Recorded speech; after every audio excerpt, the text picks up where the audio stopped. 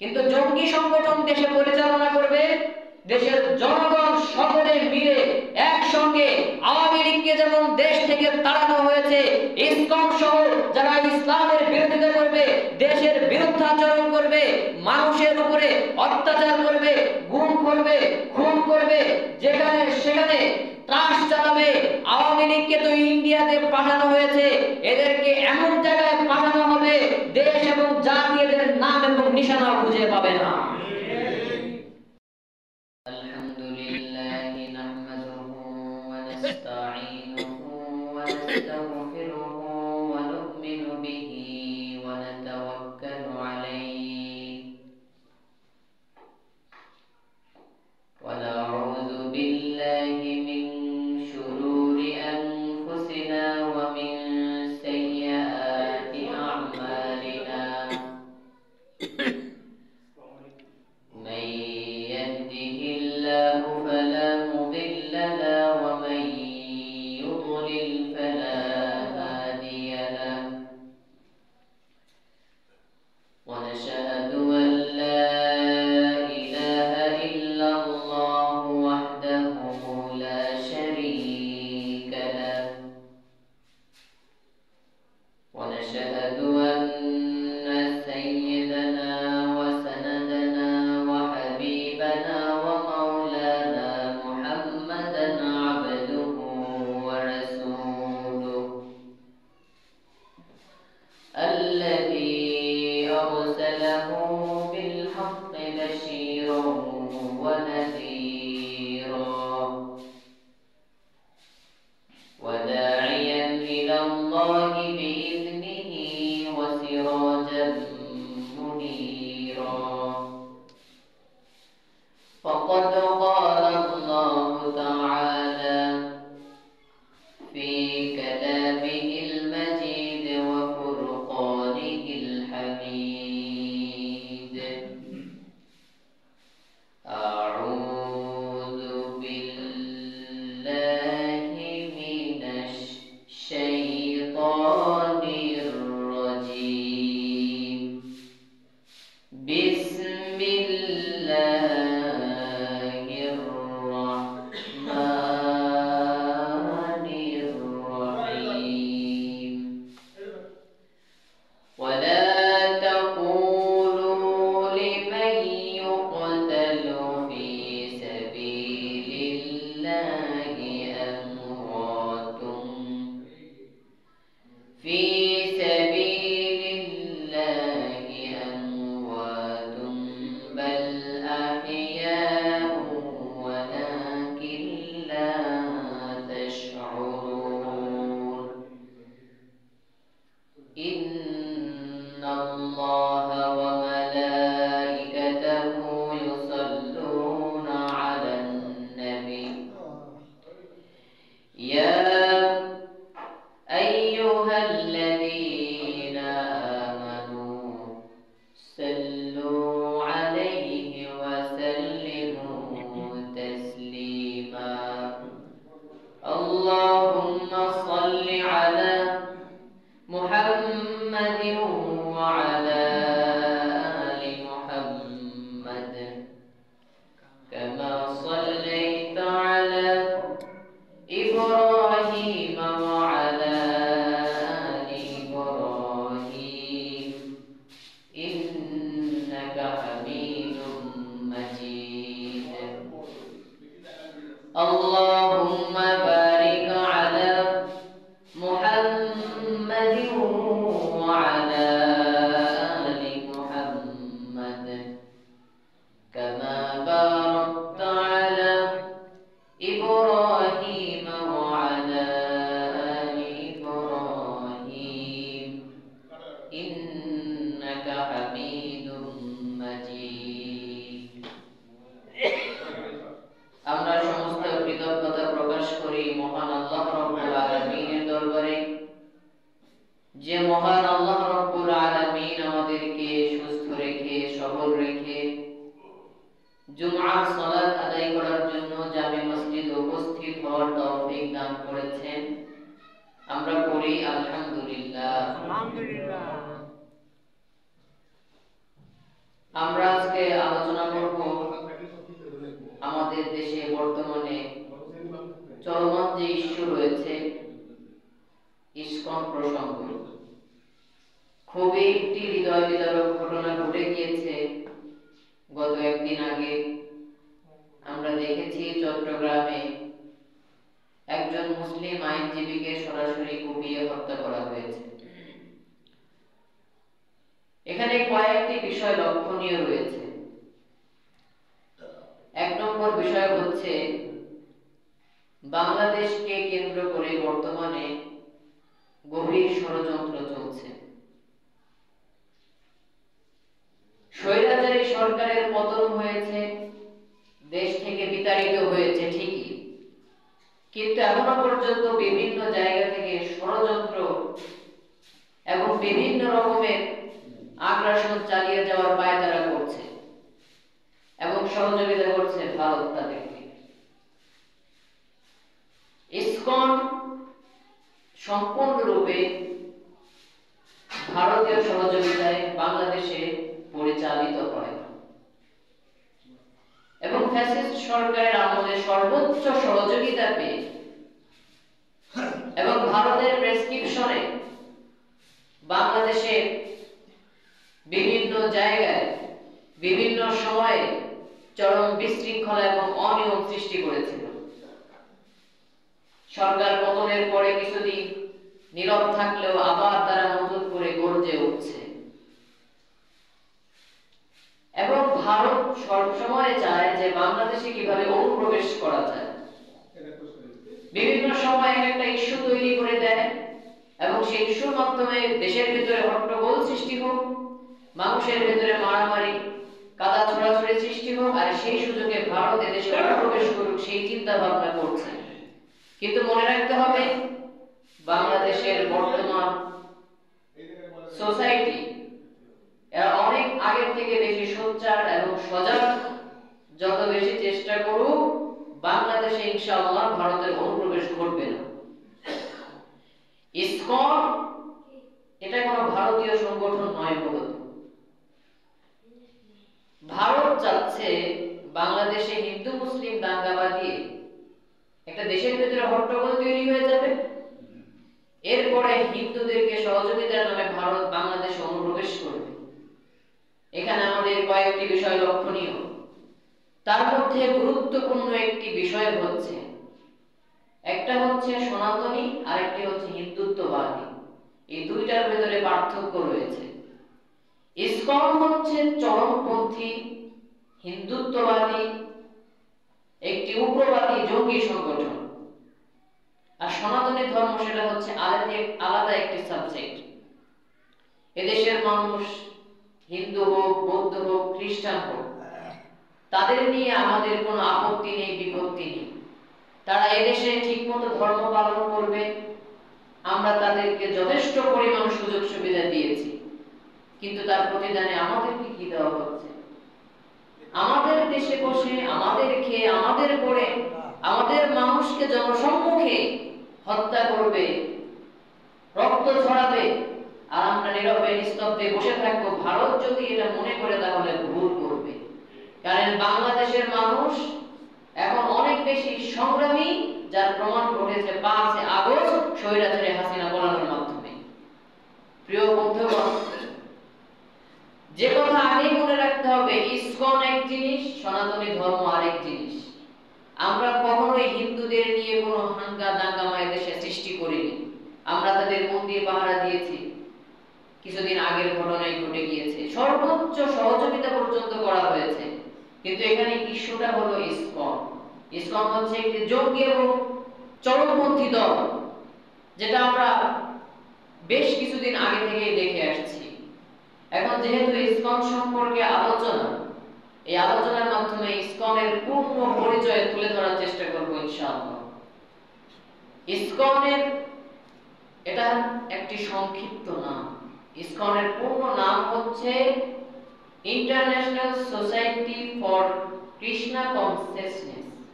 এটাকে বলা হয় ইসকনের সম্পূর্ণ নাম, এটাকে সংক্ষিপ্ত করা হয়েছে। এবং ইসকন যে অনেক আগেই প্রতিষ্ঠিত হয়েছে বিষয়টি এমন নয়। সনাতনী ধর্ম যারা বলেন এদের মধ্যে পার্থক্য হচ্ছে সনাতনী ধর্ম বহুযুগ পূর্ব থেকে এই পৃথিবীতে চলে আসছে এবং বর্তমানে যে ইস্যু চলছে ইসকন, এটা অনেকদিন আগের ঘটনা নয়। মাত্র 58 বছর আগে 1966 সনে 13 জুলাই স্বামী প্রভুপাদ ব্যক্তির নাম নিউ ইয়র্কে ইসকন সংগঠনের সূচনা করেন। এটা হচ্ছে ইসকনের সূচনা 1966 সন 13 জুলাই। স্থান হচ্ছে নিউ ইয়র্ক এবং যিনি সূচনা করেছিলেন তার নাম হচ্ছে স্বামী প্রভুপাদ। এবং যারা হিন্দু ধর্ম এদেশে পালন করে আসছেন, হিন্দু ধর্ম কি 1966 সালে শুরু হয়েছিল নাকি হাজার হাজার বছর আগে থেকে? হাজার হাজার বছর আগে থেকে। তাহলে এখানে মূলত দ্বন্দ্ব হিন্দু আর মুসলিম নয়, এখানে আমাদের দ্বন্দ্ব জঙ্গি গোষ্ঠী, হিন্দুত্ববাদী, চরমপন্থী যারা মুসলমানের উপরে দিনের পরে দিন নির্যাতন করে আসছে, এই উগ্রবাদী সংগঠন ইসকনের বিরুদ্ধে হচ্ছে আমাদের সংগ্রাম এবং লড়াই বর্তমানে। অতএব আপনারা ইসকনের সঙ্গে যে দ্বন্দ্বে আমরা জড়িয়ে পড়েছি বা তারা আমাদের উপরে বিভিন্ন সময় নির্যাতন করছে, বিভিন্ন সময় খারাপ আচরণ করছে, এটাকে কেন্দ্র করে আপনারা আবার কেউ সনাতনী বা হিন্দু ধর্মাবলম্বী ভাইদের উপর নির্যাতন করবেন না, এটা আপনাদের প্রতি আবেদন। এখন বিষয় হচ্ছে এই প্রভুপাদ যখন ইসকনের আবিষ্কার করে তো তখন থেকে এই সংকটের মুখে পড়ে যায়। অনেক বাধা আসে, বিপত্তি আসে। স্বয়ং নিউ ইয়র্কের মানুষজন, আমেরিকার মানুষজন ইসকন প্রতিষ্ঠিত হোক তারা এটা চায়নি এবং যারা গোড়া হিন্দু এবং ধর্ম সম্পর্কে অবগত তারাও কখনো চায়নি যে ইসকন এদেশে প্রতিষ্ঠিত হোক। এর কয়েকটি কারণ রয়েছে। কারণ হচ্ছে হিন্দুদের আপত্তি এবং বিপত্তি এবং অপর প্রান্তে রয়েছে আমেরিকার বাধা বিপত্তি। তারপরেও ইসকন কিভাবে প্রতিষ্ঠিত হলো? ইসকন শুরু থেকে ইহুদিদের মদদ পেয়ে এসেছে, সেই মদত পুষ্টে আজকের ইসকন এত বড় হয়েছে। এবং ইসকন শুধুমাত্র বাংলাদেশে এমনটি নয়, অন্ততপক্ষে বিশ্বের 100টি দেশে ইসকনের এই সংগঠন ছড়িয়ে ছিটিয়ে রয়েছে। এমনকি পৃথিবীর অনেক গুরুত্বপূর্ণ দেশে ইসকনকে সন্ত্রাসী সংগঠন হিসেবে নিষিদ্ধ করা হয়েছে। সেই দাবিতে বাংলাদেশের মানুষ আজ আওয়াজ তুলেছে ইসকনকে সন্ত্রাসী, উগ্রবাদী, জঙ্গি সংগঠন হিসেবে নিষিদ্ধ ঘোষণা করতে হবে। প্রিয় বন্ধুগণ, তো অনেক আর্থিক সংকটের মধ্যে যখন স্বামী প্রভুপাদ পড়ে যায়, কিছু বই তৈরি করে বিক্রি করে এভাবে অর্থ সংগঠন, অর্থ তৈরি মানে অর্থ জমা করে করতে করতে একটা পর্যায়ে সংগঠন যখন প্রস্তাব করে তখনই তার সামনে বাধা বিপত্তি তৈরি হয়ে যায়। প্রথম বাধা হচ্ছে আমেরিকা।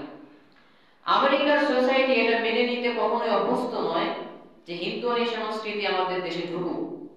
কারণ যখন স্বামী প্রভুপাদ ইসকন প্রতিষ্ঠা করবে এই চিন্তা নিমগ্ন নিয়ে সামনের দিকে অগ্রসর হলো, তখন আমেরিকা তারা চিন্তা করলো এটা তাদের সিকিউরিটি থ্রেট হয় কিনা। তার মানে তাদের যে সিকিউরিটি রয়েছে, তাদের যে নিরাপত্তা রয়েছে, এর ভিতরে কোনো বিঘ্নতা ঘটে কিনা ইসকনের মাধ্যমে, তারা এই সংশয়ের মধ্যে ছিলেন। এই কারণে তারা এটাকে সম্পূর্ণরূপে নিষিদ্ধ করতে চেয়েছিলেন, কিন্তু করতে পারেনি। কাদের জন্য? ইহুদিদের জন্য। তাদের নামও আমরা পরে ইনশাআল্লাহ বলবো যে সেই ইহুদি কারা। এই হচ্ছে এক নম্বরে। এবং হিন্দুদের যে আপত্তি ছিল, হিন্দুদের আপত্তি হচ্ছে দুইটা।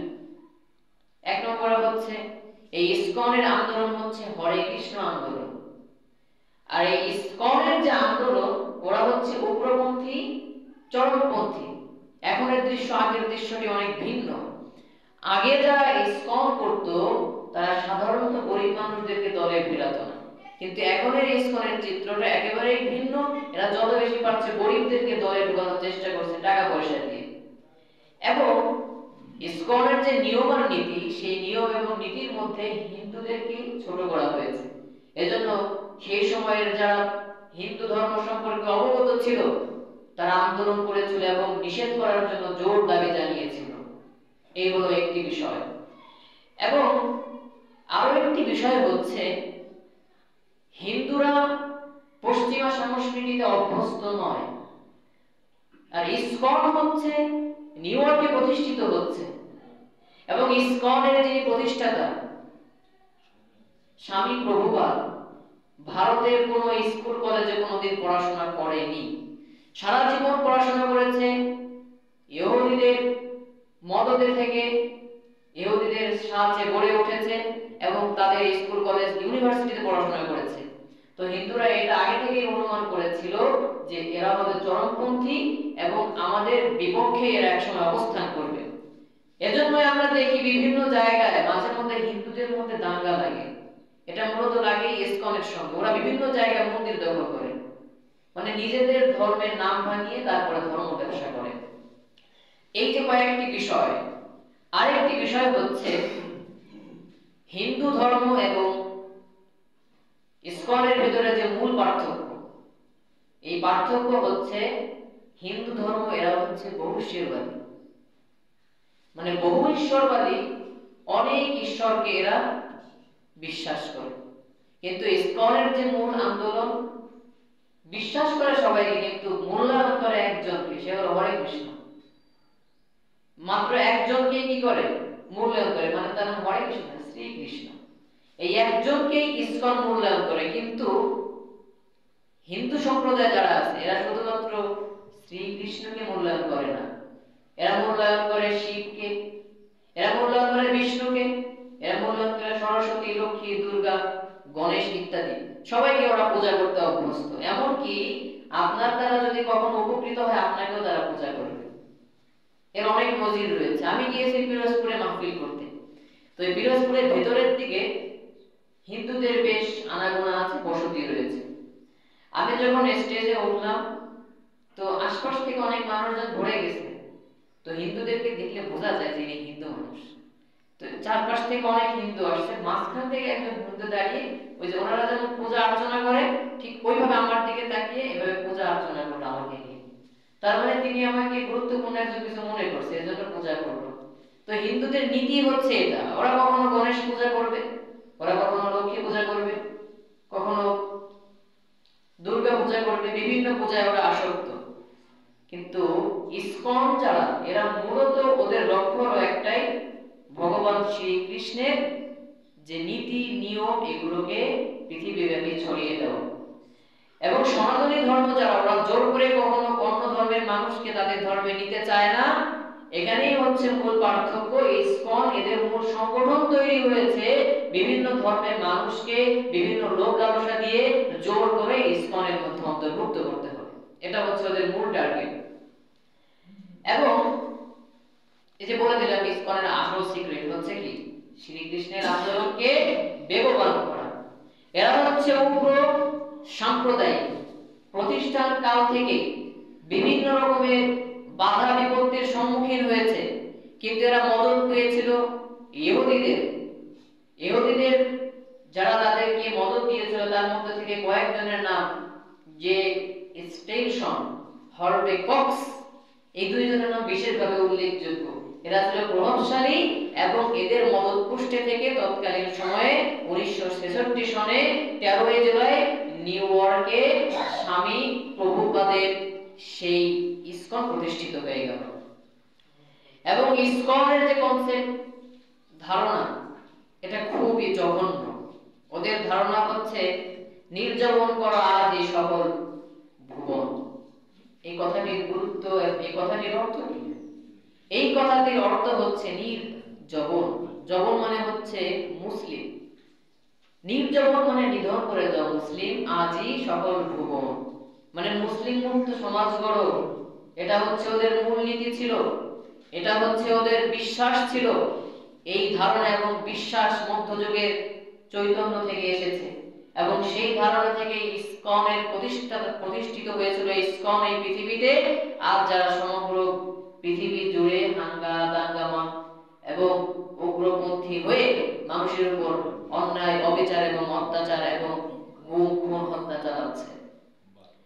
এবার হচ্ছে মূল যে কথা, আগে যারা ইসকন ছিল সাধারণত বড় লোকদেরকে দলে ফেরায়, কিন্তু বর্তমানের দৃশ্যটা একেবারে ভিন্ন। বর্তমানে যারা ইসকন এরা কোথায় গরিব মানুষ আছে ওদেরকে খুঁজে খুঁজে বের করে। এজন্যই দেখবেন কিছুদিন আগের যে ঘটনা ঘটে গেল, স্বামীবাগে যে মন্দির দখল করেছে, সনাতনীদের মন্দির দখল করে ইসকনের কর্মীরা সেখানে স্থায়িত্ব স্থাপন করেছে। এটা করলো কেন? এটা করেছে ওই আপনার স্বামীবাগের আশপাশে বেশিরভাগ হচ্ছে মেথর থাকে, মেথর কর্তৃপক্ষ।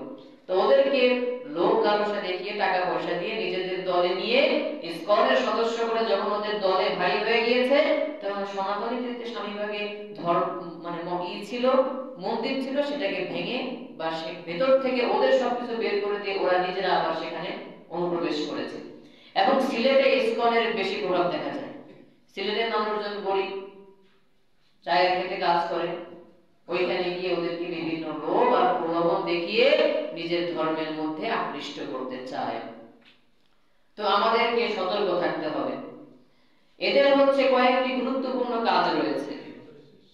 এর মধ্যে একটা হচ্ছে মন্দির দখল করা, মসজিদ ভাঙা। এজন্য আমরা দেখেছি এই কয়েকদিন আগে, একদিন আগে আমাদের একজন মুসলিম ভাইকে শহীদ করা হয়েছে এবং চট্টগ্রামে মসজিদ ভেঙে চুরে চুরমার করে দেওয়া হয়েছে। এখনো যদি আপনি ঘুমিয়ে থাকেন, এখনো যদি আপনি নিস্তব্ধ থাকেন, তাহলে বুঝতে হবে আপনার ঈমান এখনো পরিপূর্ণ হয়নি। 3 নম্বর হচ্ছে সাম্প্রদায়িক দাঙ্গা সৃষ্টি করা। এই কয়েকটি অনুপ্রেরণা নিয়ে ইসকন বাংলাদেশে এসে সামনের দিকে অগ্রসর হচ্ছে। অথচ মুসলিম জাতি আজও ঘুমিয়ে রয়েছে। আপনাদের জেগে উঠতে হবে। এটা কোনো সাধারণ বিষয় নয়। আপনি মনে করছেন ইসকনের সদস্য বাংলাদেশে কয়জন রয়েছে? আমরা যদি 20 কোটি মুসলমান খেপে যাই তাহলে ইসকন পালানোর রাস্তা পাবে না। কিন্তু মনে রাখতে হবে আন্দোলন এখানে সীমাবদ্ধ নয়। এর মাধ্যমে গাজওয়াতুল হিন্দের গন্ধ পাওয়া যায়। বিশ্বনবী সাল্লাল্লাহু আলাইহি ওয়াসাল্লাম আজ থেকে প্রায় 1500 বছর আগে বলে গিয়েছেন, পূর্ব দিকের কথা, যেদিকে মুসলিম এবং মুশরিকদের সঙ্গে দাঙ্গা লেগে যাবে। এবং হাদিস শরীফের ভিতরে বিস্তারিত বর্ণনা এসেছে। মনে করতে পারেন আপনি ইসকনের সঙ্গে লড়াই করছে অল্প কয়েকজন মানুষ, কিন্তু বাংলাদেশে যারা ইসকনের হয়ে কাজ করে তাদের পেছনে কাজ করে ইন্ডিয়া। বিগত ফ্যাসিস্ট সরকারের আমলে সরকারের কোলে থেকে তাদের কাছ থেকে সম্পূর্ণরূপে মদদ এবং সাহায্য পেয়ে ভারতের প্রেসক্রিপশনে বাংলাদেশে আগ্রাসন চালিয়েছে বহুবার, কিন্তু ধর্মপ্রাণ মানুষ সেটাকে প্রতিহত করেছে। আপনি যদি মনে করেন বাংলাদেশের আন্দোলন ইসকনকে কেন্দ্র করে, তাহলে আপনি ভুল করবেন। কারণ আপনার পেছনে ভারত এভাবে হাত পাতিয়ে বসে রয়েছে। আপনি যদি একটু অসতর্ক হয়ে যান তাহলে ভারত আপনাকে থাবা দিয়ে উঠিয়ে নিয়ে চলে যাবে। এজন্য আপনাকে সতর্ক থাকতে হবে। আমরা বর্তমান যুবকদেরকে নিয়ে আগ্রহ প্রকাশ করি, আনন্দ প্রকাশ করি, কারণ তারা আগের থেকে অনেক বেশি বিপ্লবী, তারা আগের থেকে অনেক বেশি আন্দোলনমুখর। যে কারণে আমরা দেখেছি নবীকে নিয়ে যখন কটূক্তি করা হয়, এদেশের যুব সমাজ রাস্তায় নেমে যায়। ইসকন প্রসঙ্গ যখন সামনে এসেছে, আমরা এখন যুবক সম্প্রদায়কে পেয়ে গর্বিত, যারা স্কুল কলেজ থেকে বেরিয়ে ইসলামের পক্ষে স্লোগান দিয়েছে। বাংলাদেশের এই শিক্ষার্থীরা প্রমাণ করে, যখন এই পৃথিবীতে দাজ্জাল আসবে এবং তার বিপরীতে ইমাম মাহদী সৈন্যদেরকে নিয়ে সামনের দিকে অগ্রসর হবে, এদেশের যুব সমাজ, স্কুল কলেজ মাদ্রাসার শিক্ষার্থীরা ইনশাআল্লাহ ইমাম মাহদীর পেছনে থেকে আন্দোলনে শরীক হয়ে যাবে। এজন্য আপনাদের প্রস্তুতি গ্রহণ করতে হবে, সামনের দিকে অগ্রসর হতে হবে, ঘুমিয়ে থাকলে চলবে না। হাদিস শরীফের ভিতরে বিশ্বনবী সাল্লাল্লাহু আলাইহি ওয়াসাল্লাম গাজওয়াতুল হিন্দের কথা বর্ণনা করেছেন। নবী করিম সাল্লাল্লাহু আলাইহি ওয়াসাল্লাম বসে রয়েছেন, হঠাৎ করে পূর্ব দিকে তাকিয়ে রয়েছেন। কিছু সময় বিশ্বনবীজি সাহাবায়ে কেরাম জিজ্ঞাসা করলেন, ইয়া রাসূলুল্লাহ, পূর্ব দিকে কেন আপনি তাকিয়ে রয়েছেন? সেদিকে তাকিয়ে কি ভাবছেন? নবী করিম সাল্লাল্লাহু আলাইহি ওয়াসাল্লাম বললেন, ও আমার সাহাবীরা, সামনে এমন একটা যুগ আসবে, হিন্দুস্তান পূর্ব দিক, যেই দিকে মুসলমান এবং মুশরিকদের সঙ্গে দাঙ্গা লেগে যাবে। মুসলমানদের মধ্য থেকে তিনটা গ্রুপ হবে। এই তিন গ্রুপ প্রথমে হিন্দুদের বিরুদ্ধে, এখানে হিন্দু উদ্দেশ্য নয়, মুশরিক উদ্দেশ্য, যারা ইসলামের বিরুদ্ধাচরণ করে তারা। কারণ যে যার ধর্ম পালন করবে তাদের নিয়ে আমাদের কোনো আপত্তি নেই, বিপত্তি নেই। কিন্তু যদি কোনো মানুষ, যদি কোনো সংগঠন ইসলামের উপরে আঘাত করে, সেই আঘাত মুসলিম হিসেবে আমরা কখনোই সহ্য করতে পারবো না। নবী করিম সাল্লাল্লাহু আলাইহি ওয়াসাল্লাম বলেছেন, কিছুদিন পরে পূর্ব দিকে মুসলমানদের সঙ্গে মুশরিকদের দাঙ্গা লেগে যাবে।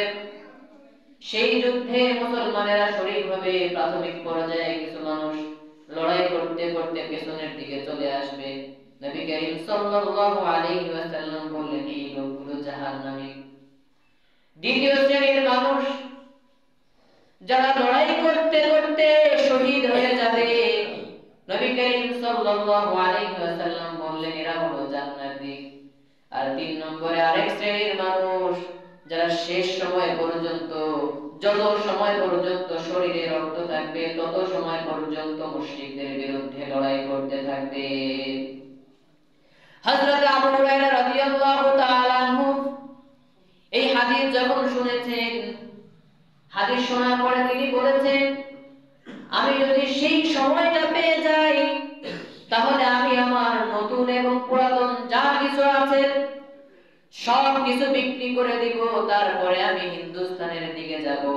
আমি যদি যুদ্ধে শহীদ হয়ে যাই, তাহলে আমি তো আল্লাহর জান্নাতে চলে যাব।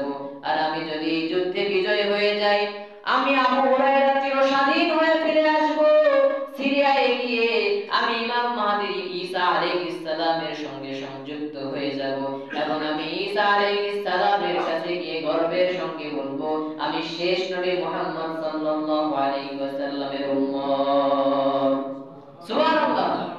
এজন্য শেষ নবীর উম্মতের বৈশিষ্ট্য হলো, যখনই কোনো মুশরিক গোষ্ঠী, যখনই কোনো কাফের গোষ্ঠী ইসলামের উপরে আঘাত করতে যাবে, সেই আঘাতকে প্রতিহত করার জন্য তারা তাদের সামনের দিকে অগ্রসর হতেই থাকবে।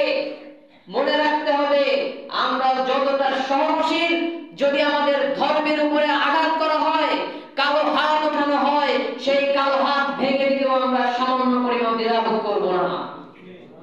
এটা আমাদের বৈশিষ্ট্য। আমরা যেমন সহনশীল, আমরা ঠিক তেমন কঠোর হতে পারি। অতএব আমাদের সঙ্গে এভাবে খারাপ আচরণ করতে আসবেন না। আমরা আপনাদের অনুরোধ করছি, ধর্ম পালন করবেন, কোনো আপত্তি নেই।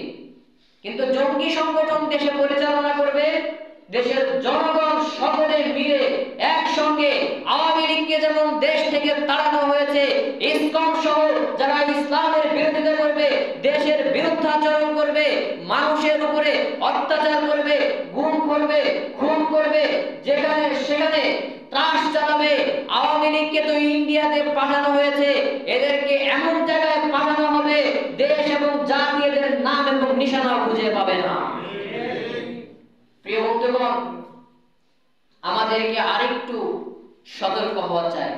এই যে নবী করিম সাল্লাল্লাহু আলাইহি ওয়াসাল্লামের হাদিস শুনে হযরত আবু হুরায়রা রাদিয়াল্লাহু তাআলা আনহু তিনি কতটা আগ্রহী হয়ে গেলেন। তিনি বললেন, আমি আমার নতুন পুরাতন সব কিছু বিক্রি করে আমি চলে যাব সেই ঈসা আলাইহিস সালামের কাছে, এবং তার আগে হিন্দুস্তানে যাব আমি লড়াই করতে। সেখানে যদি আমি ইন্তেকাল করি, শহীদ হয়ে যাই, তাহলে আমি জান্নাতি। আর আমি যদি সেখান থেকে বিজয় হয়ে দেশে ফিরে আসতে পারি, তাহলে আমি হব গাজী, আমি হব চিরস্বাধীন, এবং আমি ঈসা আলাইহিস সালামের সঙ্গে মিলিত হব। সেখানে গিয়ে আমি গর্বের সঙ্গে বলবো, আমি শেষ নবী মুহাম্মদ সাল্লাল্লাহু আলাইহি ওয়াসাল্লামের উম্মত। অতএব আমার নবীর উপরে যদি কেউ কালেমা লেপন করতে চায়, নবীর চরিত্র নিয়ে কেউ বাজে মন্তব্য করবে, তাদের সঙ্গে আমাদের কোনো আপোষ নেই এবং আপনার ভিতরে জিহাদি মনোভাব জাগ্রত করতে হবে।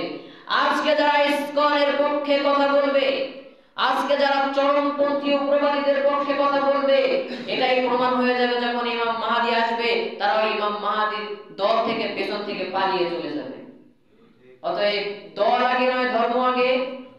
ধর্ম আগে, সে যে দলই হোক না কেন, বাংলাদেশের যে দলই হোক না কেন, ইসলামিক দল হোক অ-ইসলামিক দল হোক, সে যে মতাদর্শেরই হোক না কেন, যখন সামনে আসবে ধর্ম, তখন আমি সবার প্রথম আমার ধর্মকে প্রাধান্য দিব এবং আমরা সকলে মিলে একযোগে একসাথে সমস্বরে এই জঙ্গি সংগঠন ইসকনকে বাংলাদেশ থেকে নিষিদ্ধ করবই করব ইনশাআল্লাহ।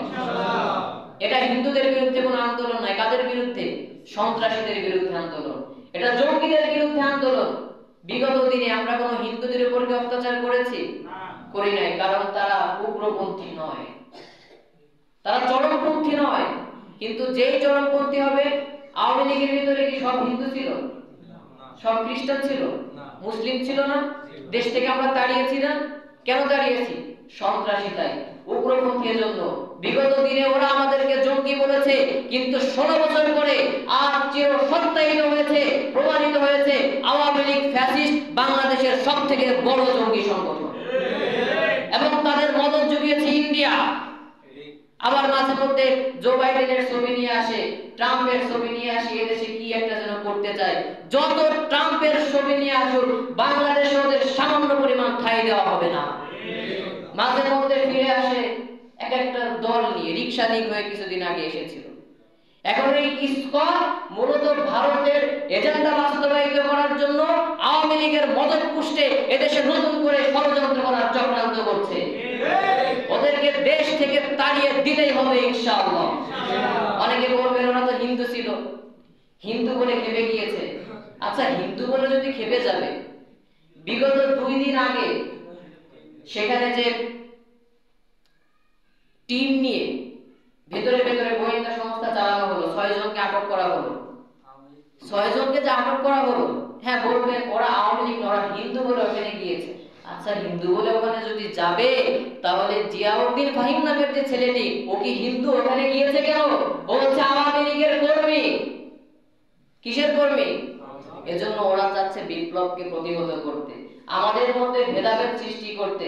এখন আপনাদের প্রতি উদাত্ত আহ্বান, বাংলাদেশের যে দল হোক, যে মত হোক, আপনারা বিচ্ছিন্ন হবেন না, সকলে এক থাকবে ইনশাআল্লাহ। আওয়ামী লীগ এবং ভারত তারা এদেশে পা দিতে পারবে না। সকলে যদি আমরা গর্জে উঠতে পারি, তাহলে ভারত এবং আওয়ামী লীগ বাংলাদেশের দিকে চোখ তুলে তাকাবার দুঃসাহস কখনো দেখাতে পারবে না ইনশাআল্লাহ। এজন্য আমাদের প্রস্তুতি গ্রহণ করতে হবে এবং জিহাদি মনোভাব মনে রাখতে হবে।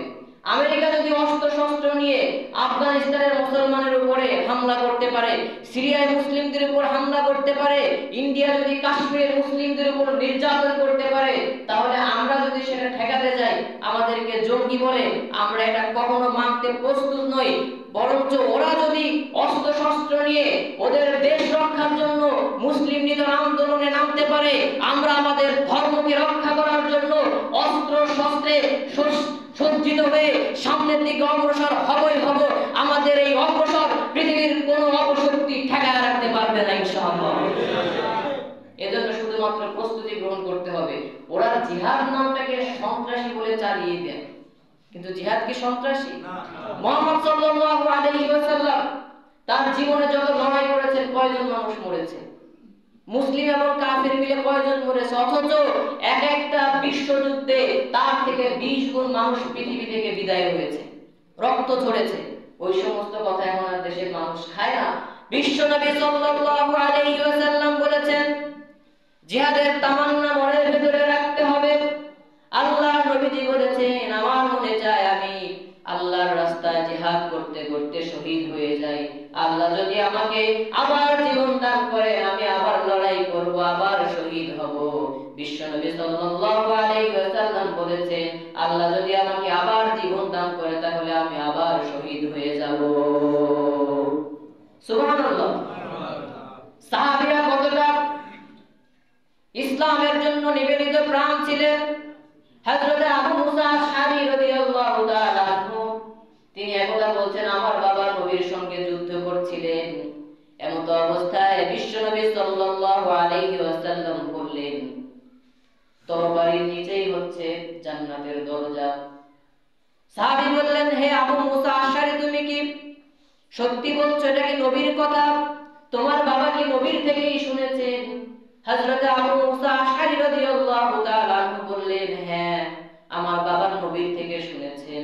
সেই সাহাবী সেখান থেকে উঠে গেলেন, তরবারি বের করলেন, খাপ থেকে মাঝখান থেকে আঘাত করে তরবারি ভেঙে ফেললেন। সেই তরবারির খাপ ভেঙে ফেললেন। তারপরে তরবারি নিয়ে সামনের দিকে অগ্রসর হলেন। তিনি হাজার হাজার কাফেরকে দুনিয়া থেকে বিদায় করে দিয়ে আল্লাহর জন্য শহীদ হয়ে গেলেন। তাদের কোনো ভয় ছিল না, তাদের কোনো ডর ছিল না।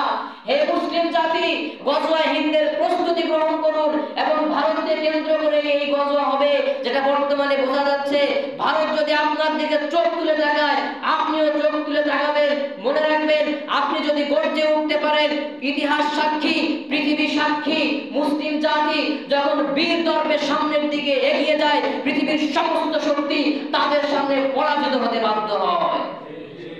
প্রিয় বন্ধুগণ, এজন্য আমাদের লড়াই ইসকনের বিরুদ্ধে, জঙ্গি সংগঠনের বিরুদ্ধে। কোন জঙ্গি সংগঠনকে বাংলাদেশে প্রশ্রয় দেওয়া হবে না। আওয়ামী লীগকেও দেওয়া হয়নি, ইসকনকেও দেওয়া হবে না। ভবিষ্যতে যদি কোনো জঙ্গি সংগঠন এদেশে মাথা চাড়াতে উঠতে চায়, তাহলে সকলে মিলে আমরা তাদেরকে প্রতিহত করব ইনশাআল্লাহ। আর সর্বোপরি আমরা আমাদের যে ভাই কিছুদিন আগে শহীদ হয়েছেন, অ্যাডভোকেট সাইফুল ইসলাম আলিম, আমরা তার জন্য আজকে সবাই ইনশাআল্লাহ দোয়া করব। আল্লাহ রাব্বুল আলামিন আমাদেরকে সঠিক বিষয় বোঝার তৌফিক দান করুন। ওয়া আখিরু দাওয়ানা আলহামদুলিল্লাহি রাব্বিল আলামিন।